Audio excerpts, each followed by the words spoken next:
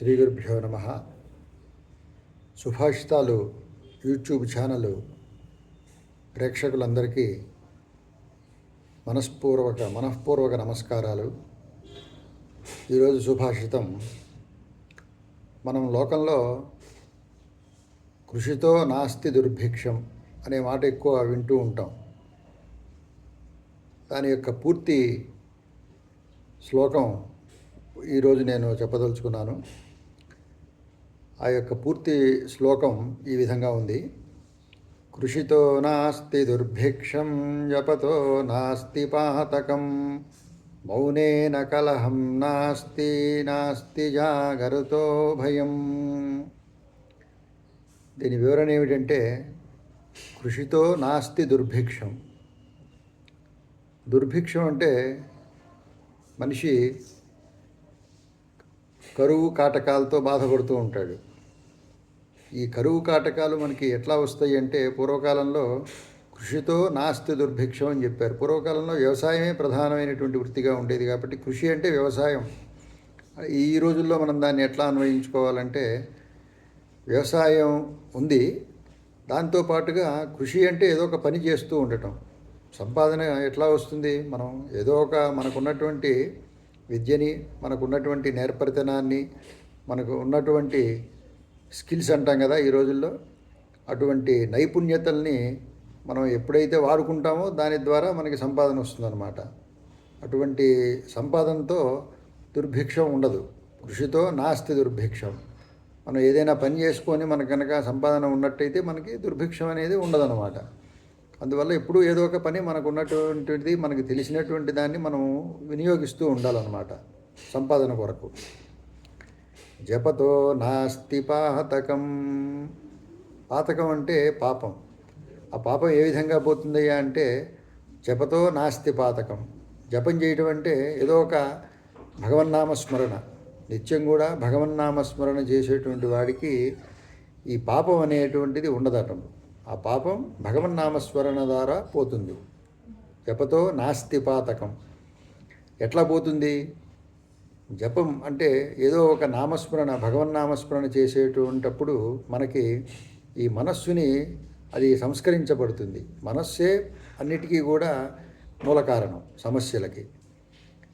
ఆ మూల కారణమైనటువంటి మనస్సుని మన యొక్క భగవన్నామస్మరణ ద్వారా దాన్ని సంస్కరించుకుంటూ ఉండాలి ఎప్పటికప్పుడు. అప్పుడు మనకి ఎటువంటి పాపాలు అంటవు, ఉన్న పాపాలు కూడా దాని ద్వారా పోతాయి అన్నమాట.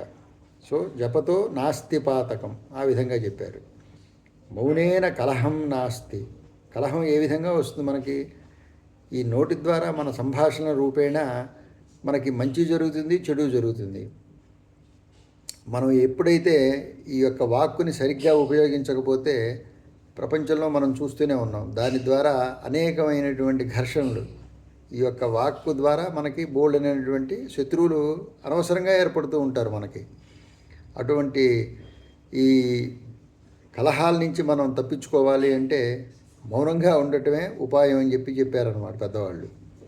రమణ మహర్షి చెబుతాడు, మౌనం అంటే మాట్లాడకుండా ఉండటం కాదు, మాట్లాడాలి అని అనిపించకపోవటాన్నే మౌనం, నిజమైన మౌనం అని చెప్తారు ఆయన. అంటే ఈ యొక్క సంభాషణని మనం చేసుకునేటప్పుడు అది నిజంగా అవసరమా, దానివల్ల ఏమన్నా ఎదుటివారికి ప్రయోజనం ఉందా అనేటువంటి మాట ఆలోచిస్తూ ఆ యొక్క వాక్కుని మనం వాడుకోవాలట. వాక్కు చాలా గొప్పది. దాన్ని మనం వాడేటప్పుడు ఏ విధంగా ఉపయోగించాలి అని చెప్పేసి మన పెద్దవాళ్ళు చెప్పారనమాట. అందువల్ల ఎప్పుడైతే మనం మౌనం వహించాలి అని ఆ సందర్భంలో అని కనుక అనిపిస్తే, ఆ మౌనాన్ని ఆశ్రయిస్తే కలహం మనం పొందకుండా ఉంటాం అన్నమాట. నాస్తి జాగరతో భయం. భయం అనేది మనిషికి ఎందుకు వస్తుంది అంటే, అప్రమత్తంగా ఉండటం వల్ల ఈ భయాన్ని పొందుతాడు మనిషి. అనుకోని సమస్యలు, మనం తెలియకుండా ఒక విషయం ఏదన్నా మనం చేయటం మొదలుపెట్టామనుకోండి, ఒక కార్యం ఏదన్నా, మనం దాని యొక్క మొత్తం లోతుపాతులు అంటారు కదా, ఆ లోతుపాతుల్ని సమగ్ర విచారణ లేకుండా ఏదో దూకుడుగా ముందుకు వెళ్ళిపోయామనుకోండి, అక్కడ మనకు అనేకటువంటి అవరోధాలు వస్తూ ఉంటాయి. దాని ద్వారా భయం కలుగుతుంది మనిషికి. ఆ భయం ఎట్లా పోగొట్టుకోవాలి అంటే, నాస్తి జాగరుతో భయం.